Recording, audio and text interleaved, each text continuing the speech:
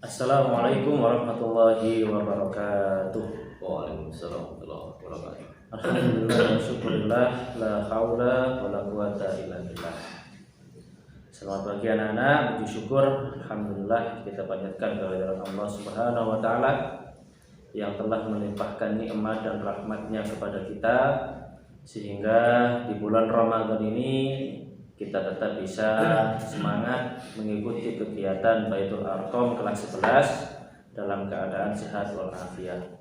Mudah-mudahan Allah senantiasa melimpahkan hidayahnya kepada kita, mengampuni segala dosa-dosa kita di bulan Ramadan ini.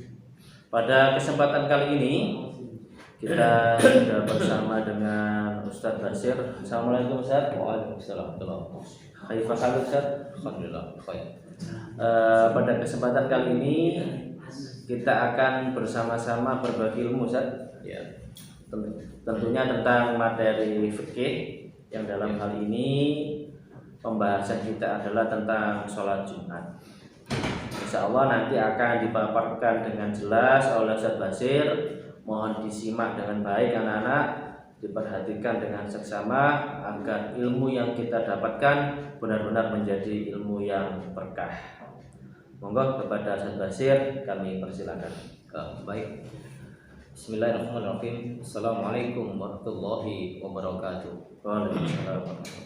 Ya alhamdulillah. Alhamdulillahilladzi haqqa hamdi wa nashkuruhu haqqa syukri. Asyhadu an la ilaha illallah wahdahu la syarika lah wa asyhadu anna Muhammadan abduhu wa rasuluh. Allahumma salli wa sallim ala nabiyyina Muhammadin wa ala alihi wa sahbihi ajma'in, amma ba'du. Anak-anakku semuanya yang saya banggakan, kelas 11 SMA Muhammadiyah 3 Tulangan. Alhamdulillah di pagi yang cerah kita tengah bermuajahah, tentunya merupakan sebuah nikmat yang Allah karuniakan kepada kita semua. Mudah-mudahan kesemakatan yang telah terpatri pada benak kita terus berlanjut, karena bagaimanapun bahwa kehidupan kita yang tujuan utama adalah untuk beribadah, sehingga ibadah itu tanpa kita akan mendapatkan sebuah nilai yang maksimal, yaitu dibarengi dengan ilmu. Karena itu ilmu yang senantiasa kita kaji, kita telah kita pahami, itu hendaknya membuahkan hasil yang manfaat untuk kita, sehingga kehidupan kita ini memang apa yang telah disampaikan Rasulullah, bahwa kehidupan kita itu adalah memang butuh tentang kemanfaatan, sehingga usia yang Allah berikan itu betul-betul bernilai di hadapan Allah. Rasul pernah katakan bahwa khairun nas man anfa'u linnas, sebaik-baik manusia adalah memberikan manfaat kepada yang lain. Dengan memberikan manfaat kepada yang lain ini adalah kita tidak harus menjadi seorang mubaligh. Kita tidak harus bisa untuk khutbah Jumat, khutbah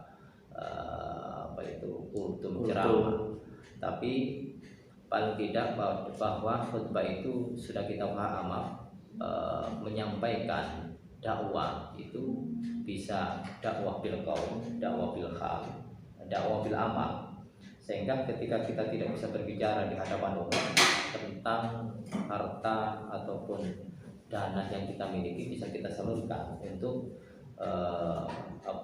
membantu mereka, maka itu pun sudah dikatakan bahwa kita ini adalah berdakwah. Ketika kita tidak punya dana tapi tidak bisa juga berbicara, tapi fisik dan kondisi kita itu berperilaku dan berbuat baik, maka itu pun juga disebut dengan dakwah bil hal. Seperti surat As-Saff mungkin saja. Surat As-Saff, ya. Jahiduna fi sabilillahi bi amwalikum wa anfusikum. Ya. Jadi dengan harta, dengan jiwa, ya, semuanya itu mengena. Ya, baik. Mudah-mudahan kesemuanya itu bisa kita lestarikan sehingga kita betul-betul bisa menjadi hamba Allah yang diprioritaskan olehnya. Kemudian salawat dan salam semoga tetap terlimpah kepada junjungan kita Rasul kita Muhammad sallallahu alaihi wasallam. Baik, materi untuk kali ini kita akan bahas tentang fikih Jumat, ya, fikih Jumat. Kita akan sampaikan secara urut kita akan berbicara bagaimana dalil yang berbicara tentang panggilan sholat Jumat. Nah, kemudian juga siapakah yang telah dikecualikan oleh Allah untuk tidak bisa tidak melaksanakan sholat Jumat. Kemudian yang ketiga, kita pun juga seringkali mendengar bahwa haruskah sholat Jumat itu berjumlah 40 orang. Bagaimana nanti yang hadis berbicara, kemudian bagaimana keistimewaan hari Jumat, dan juga bagaimana tentang ancaman orang yang telah meninggalkan sholat Jumat. Nah, baik, kita melangkah yang pertama tentang panggilan sholat Jumat ini. Kita insya Allah sudah paham semua bahwa surat Al-Jum'ah ayat 9 sampai 11. Ya, Allah katakan, a'udzubillahi minasyaitonirrajim. Ya ayyuhalladzina amanu idza nudiya lis-sholati min yaumil jumu'ati fas'au ila dzikrillahi wa dzarul bai' dzalikum khairul lakum in kuntum ta'lamun. Nah, disinilah letak bahwa kewajiban perintah untuk melaksanakan sholat Jumat ini adalah diperuntukkan oleh Allah bagi siapakah yang mereka telah memiliki keimanan.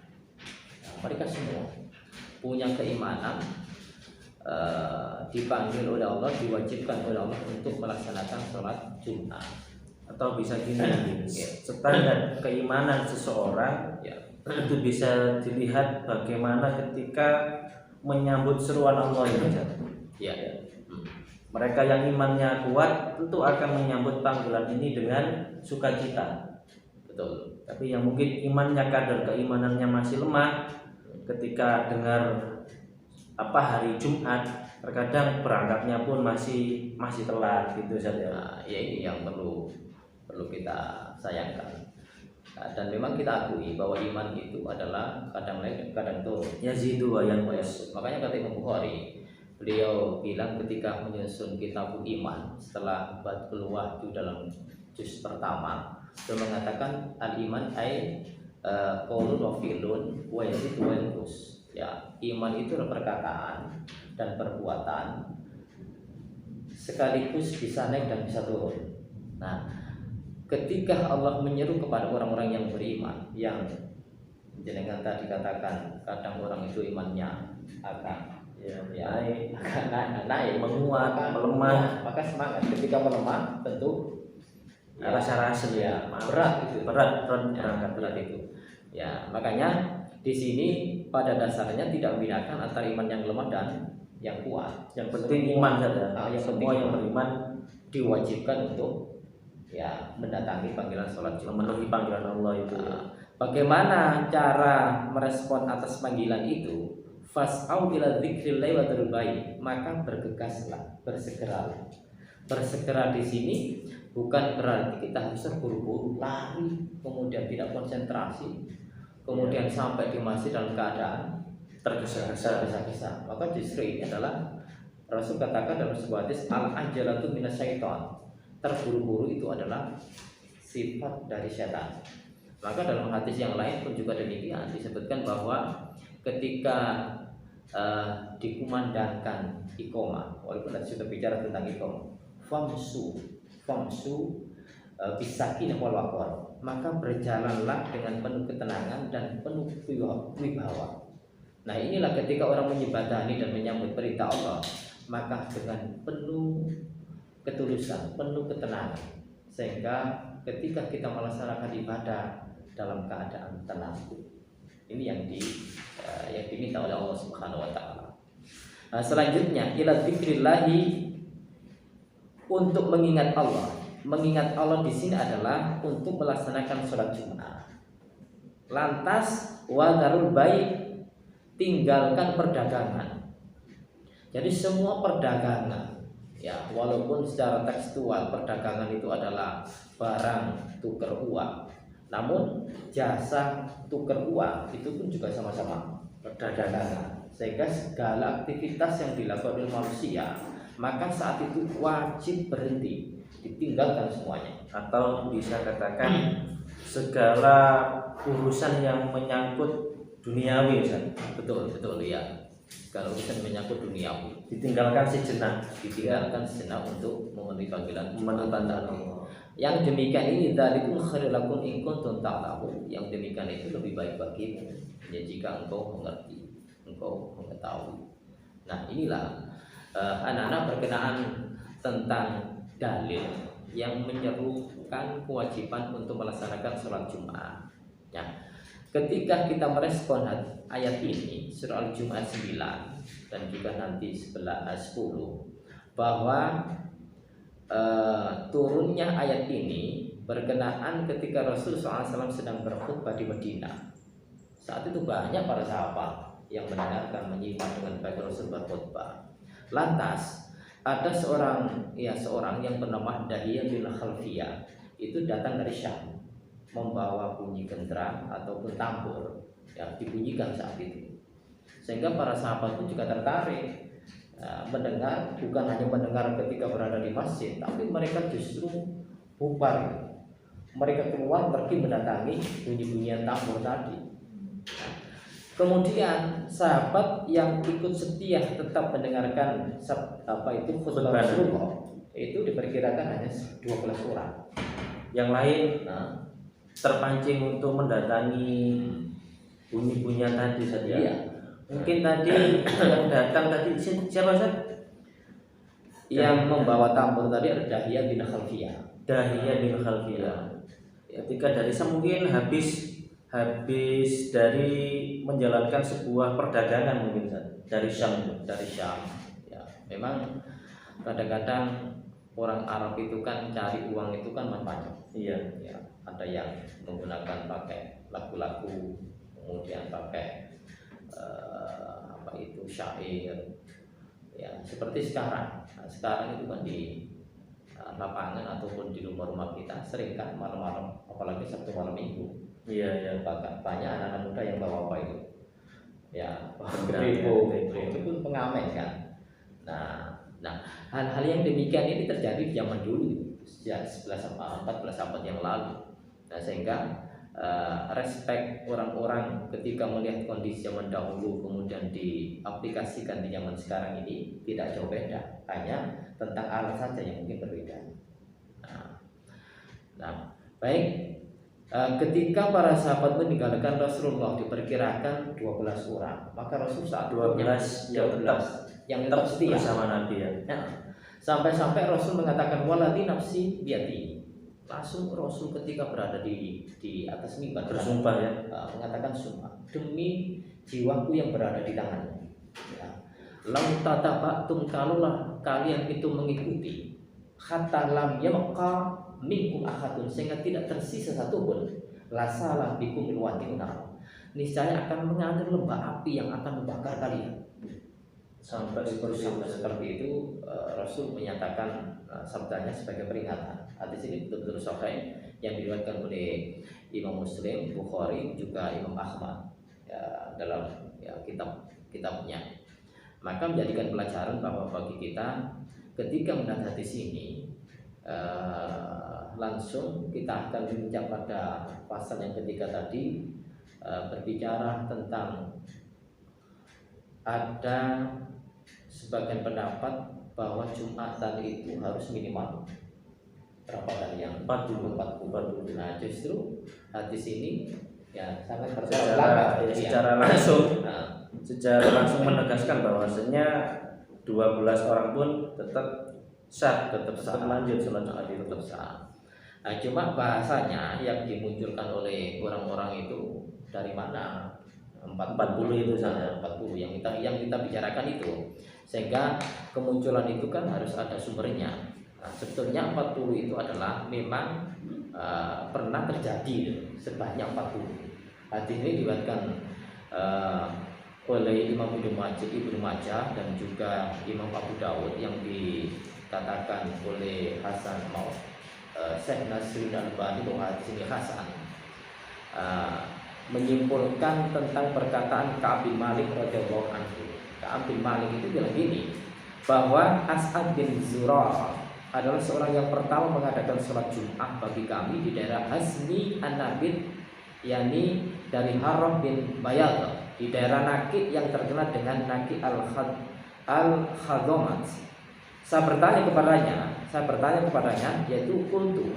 Saya bertanya kepadanya, kam antum yauma idzin, berapa orang yang berada saat itu, atau berapa orang yang ikut sholat Jumat pada hari itu? Qala, kata Ka'ab bin Malik, beliau mengatakan arba'un, sebanyak 40.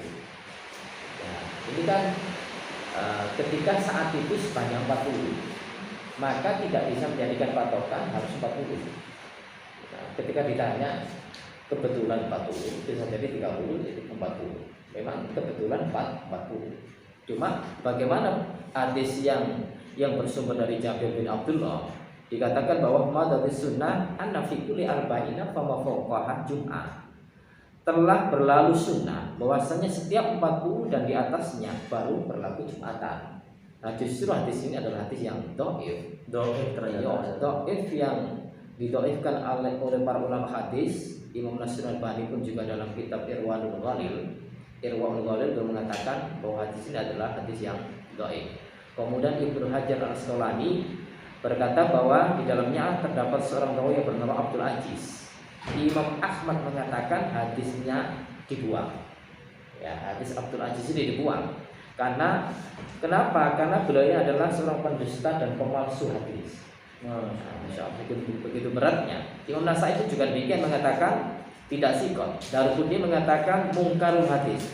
Kesimpulannya bahwa hadis ini adalah hadis yang dhaif, yang tidak ada pendukungnya sama sekali. Berarti dasar dari sholat Jumat sebanyak 40 orang itu sebenarnya hadisnya dhaif dan tidak bisa dipakai sebagai hujjah misalnya. Iya, betul. Sehingga kembali bahwa yang nama Jumat, ya, dari kata mustaq, ya, pecahan dari kata al-jam'u, yaitu kumpul. Yang namanya kumpul itu adalah jamaah. Ada hadis sholatul jamaati afdhalun min sholatil fardhi bisa muwasilah darajah. Sholat jamaah itu lebih utama daripada sholat sebagai sendirian dengan nilai 27 derajat tadi. Nah, kemudian dipahami bahwa sholat jamaah itu berapa orang? Satu makmum, satu imam itu sudah jamaah. Demikian pula Jumatan. Satu sebagai pendengar, satu sebagai khotib itu pun sudah bisa ya. Sudah sah saja, sudah sah. Makanya ketika kita rilis hadis Rasulullah yang sahih Muslim, Ahmad dan Bukhari yang hanya tinggal 12 tadi, itu kan terhitung 12, bukan berarti menjadikan sebuah penentu pembatasan minimal. Iya. Yang lebih, ya, yang lebih di bawah 12 pun ternyata bisa. Makanya kita katakan satu pendengar mustami, iya, yang satu sebagai khotib itu juga sah. Nah, ini Jumatan dan sekaligus kita menyampaikan tentang bagaimana jumlah Jumatan itu minimalnya atau maksimalnya, sementara di hadis pun juga tidak mengatakan yang demikian ini, sehingga minimalnya adalah kita kembali kepada jamaah, satu mustami, satu khotib itu sah.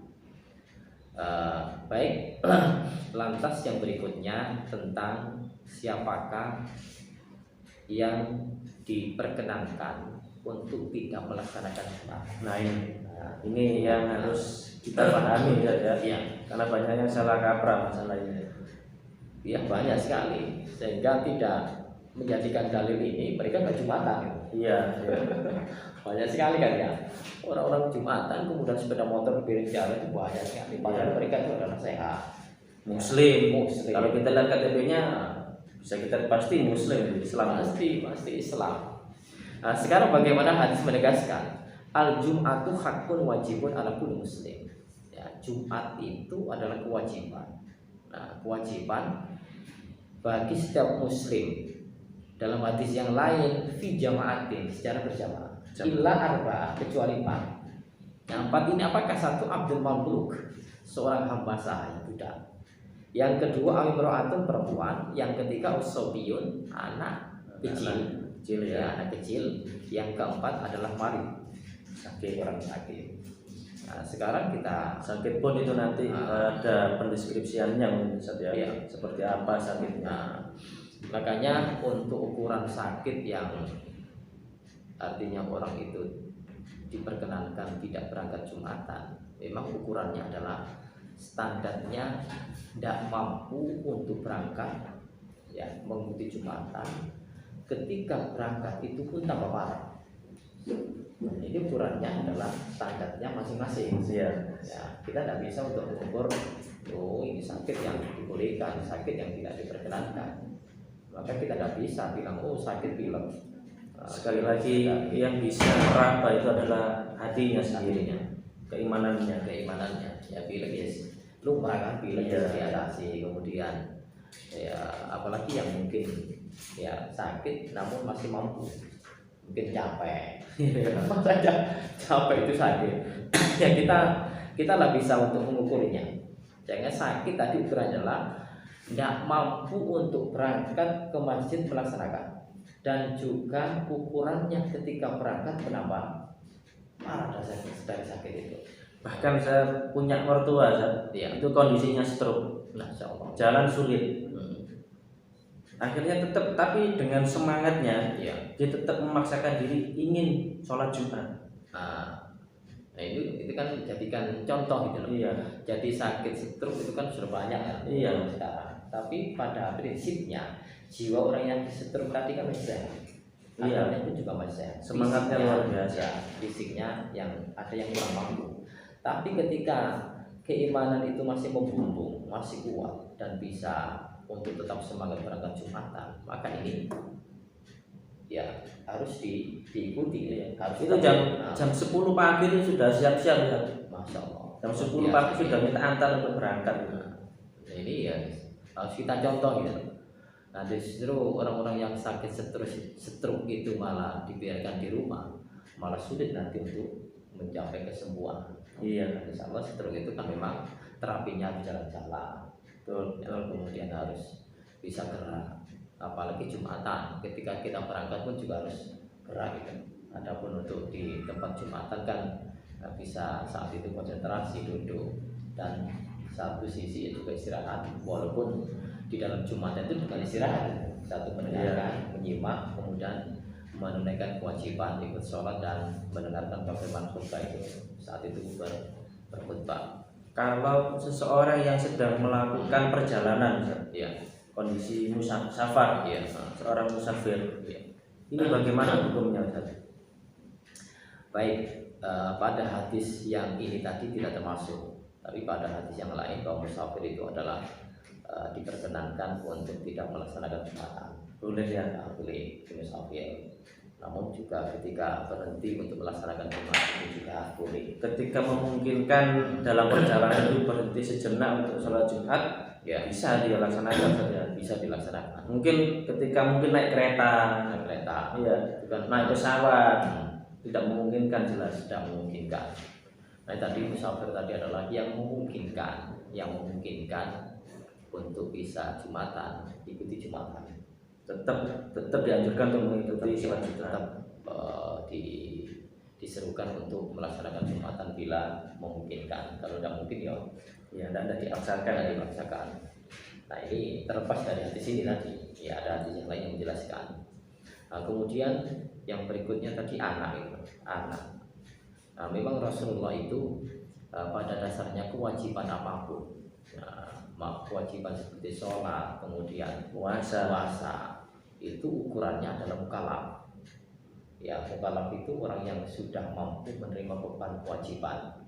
Bagaimana ukurannya? Rasul katakan dalam satu hadis, rufi'al qalamu an salasatin anil naimi hatta yastayqidha. Diangkat pena, artinya tidak dicatat, dimaafkan ketika orang itu melakukan sebuah kesalahan. Siapakah mereka?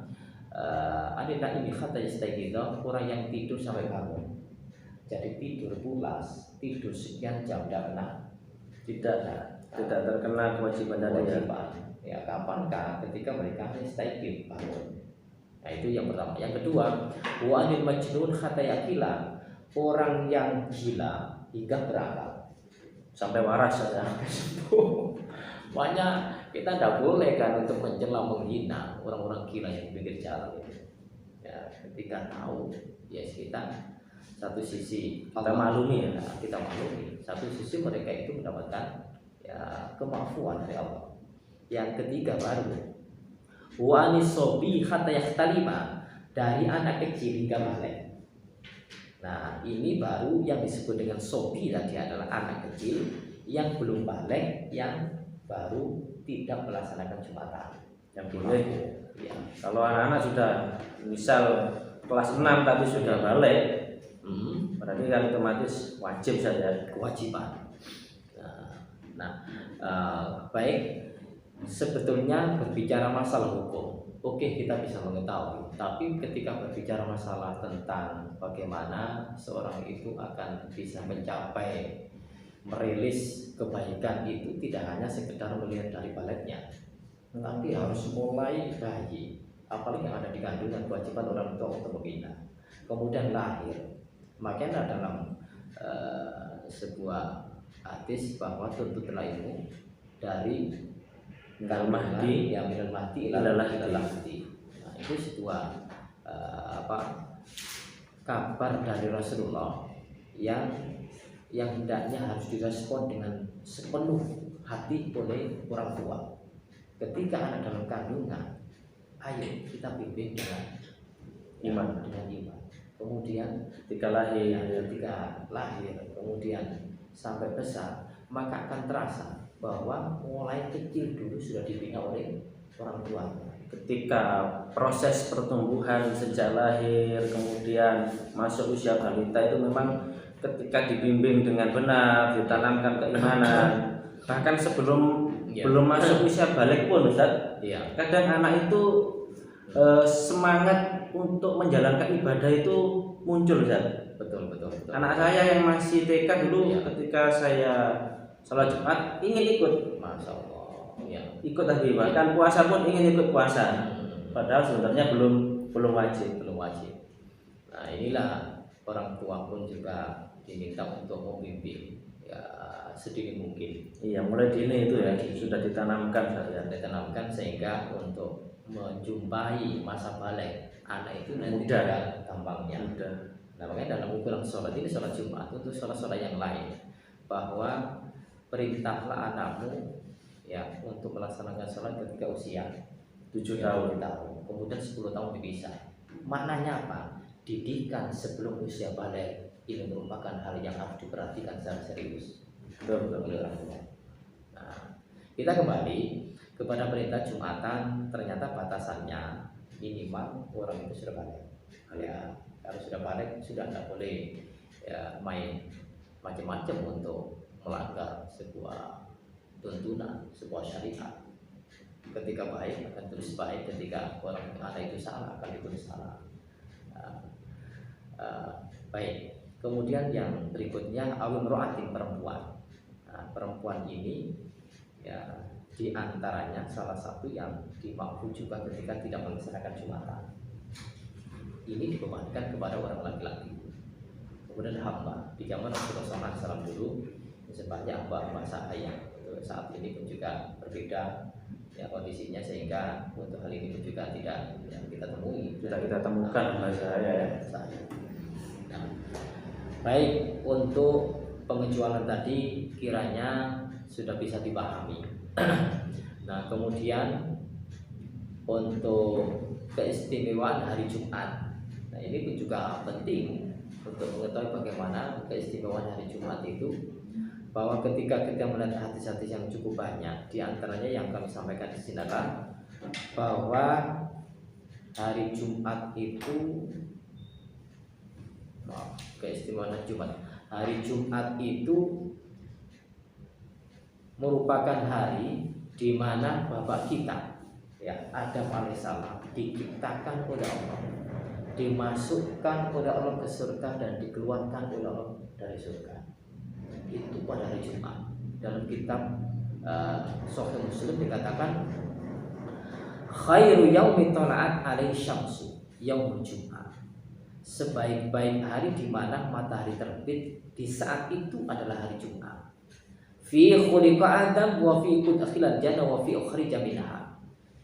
Di hari Jumat itu telah diciptakan Nabi Adam dimasukkan ke dalam surga dan dikeluarkan dalam surga. Wala taqumu sa'atu ila yaumil jum'ah, dan tidak akan terjadi hari kiamat melainkan hari Jumat. Hari kiamat nanti secara terperinci Allah alam. Ya, cuma berita yang demikian ini ya tentunya ketika kita melihat tekstual hadis ya terjadi pada hari Jumat. Walaupun tanda-tandanya untuk kapankah ya kepastian hari kiamat itu kita belum tahu. Ya.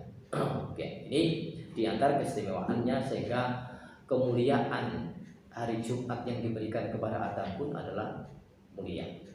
Kemudian yang kedua, kemuliaan lagi, siapa yang meninggal dunia malam Jumat atau hari Jumat maka termasuk husnul khotimah. Masya Allah. Makanya dalam hadis riwayat Tirmidzi yang dihasankan oleh Imam Nasir Al-Albani bahwa dikatakan Rasulullah SAW bersabda, "Ma min muslimin yamutu yaumul jum'ah aw lailatan jum'ah illa waqahu Allahu fitnatal qabri." Setiap muslim yang meninggal di hari Jumat ya atau malam Jumat maka Allah akan memberikan perlindungan baginya dari fitnah kubur. Ya, ini harinya. Hari Jumat adalah hari yang baik, adalah hari yang mulia. Hal ini pun juga muncul banyak pertanyaan, Pak. Saat ketika orang meninggal pada hari Jumat padahal orangnya itu adalah orang yang jahat, ya, apakah masuk husnul khotimah? Mungkin kesehariannya sering kita lihat orang ini sering bermaksiat saja, ya. Kok tiba-tiba meninggalnya hari Jumat? Nah ini pun juga bertolak belakang. Makanya harinya baik, orangnya tidak baik. Maka tentunya adalah kita kembali kepada orangnya. Ketika harinya baik, kemudian orang yang baik, maka akan ketemu menjadi baik. Ketika harinya baik, orangnya tidak baik, maka tidak akan baik. Orangnya baik, misal orangnya soli, ya, meninggalnya ternyata hari Senin saja, ya. Kan tidak termasuk Sayyidul Ayyam misalnya, atau hari Selasa. Hari Selasa. Ya kita berhusnuzon insya Allah husnul khotimah. Husnul khotimah. Nabi sendiri yang bilang seperti ini hari Jumat, padahal beliau sendiri meninggal hari Senin. Sehingga beliau pun juga seorang yang mati paling mulia, meninggal paling mulia, husnul khotimah. Beliau dijamin oleh Allah masuk surga. Meninggal wafat beliau adalah di hari Senin, tidak di hari Jumat yang beliau sabdakan ini. Sehingga kembali bahwa ketika seorang itu amaliyahnya soleh, istiqomah, ya hari apapun akan membawa efek kebaikan yang tadi. Betul. Ya. Makanya kita mengambil nama hari Jumatnya baik, maka orangnya pun juga harus baik. Ya. Nah itu, ini keistimewaan ataupun kemuliaan hari Jumat yang kedua. Nah selanjutnya kita berbicara masalah orang yang meninggalkan sholat Jumat tanpa uzur. Bagaimana zaman Rasul zamannya?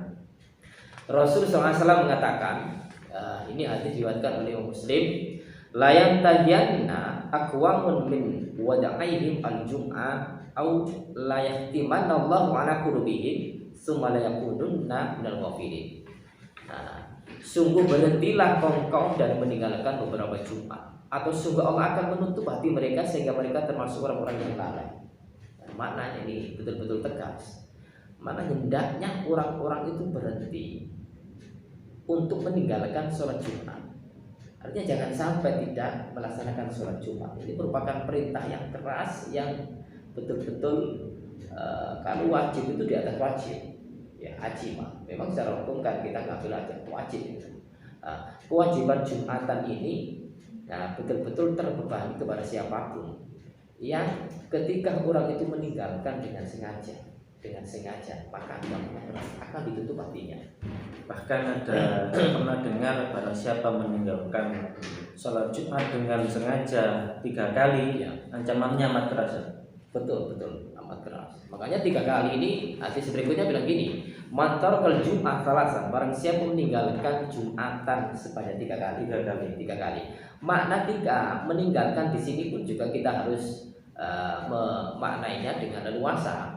Kita tidak boleh memaknai langsung meninggalkan ada utur dianggap meninggalkan. Tapi justru kewajiban yang Allah bebankan kepada umat ini ada hal-hal yang memang diberikan kelonggaran. Makanya kelonggaran tadi diantaranya sakit, ya musafir, maka termasuk kelonggaran. Kalau meninggalkannya itu ada sebab yang syar'i, maka tidak masuk kategori ini.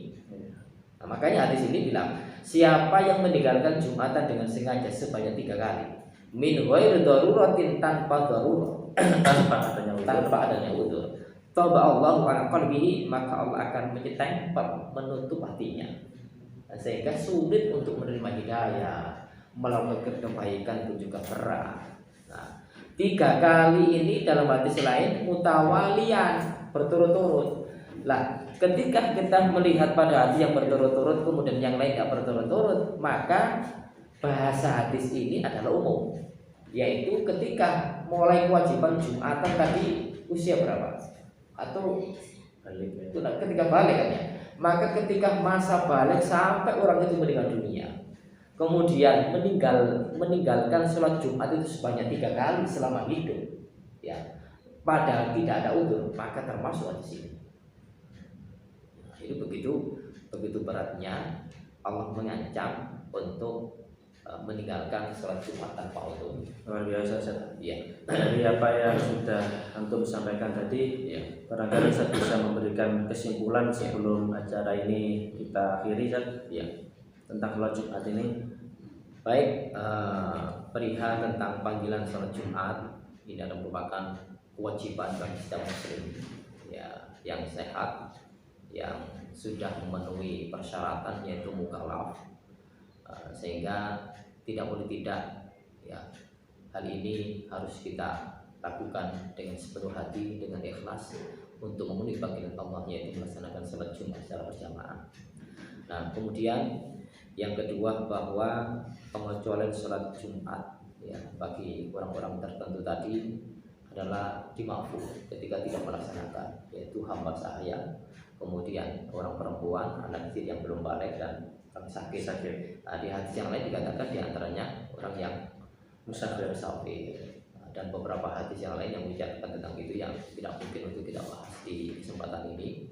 Kemudian yang berikutnya, bahwa ketika kita tahu betul bahwa jumlah Jumatan itu adalah jamaah yang tidak menentukan harus 40, maka minimal 1 orang mustawib mendengar 1 khatib itu pun sudah cukup.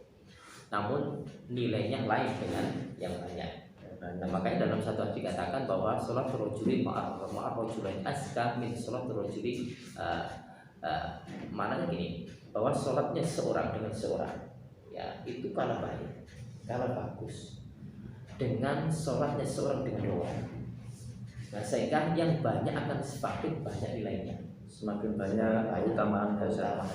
Nah, ini yang perlu kita perhatikan. Demikian anak-anak apa yang bisa kami sampaikan, kurang lebihnya mohon maaf. Wassalamualaikum warahmatullahi wabarakatuh. Sang surya telah bersinar, syahadat 2 melingkar, warna yang hijau berseri membuatku rela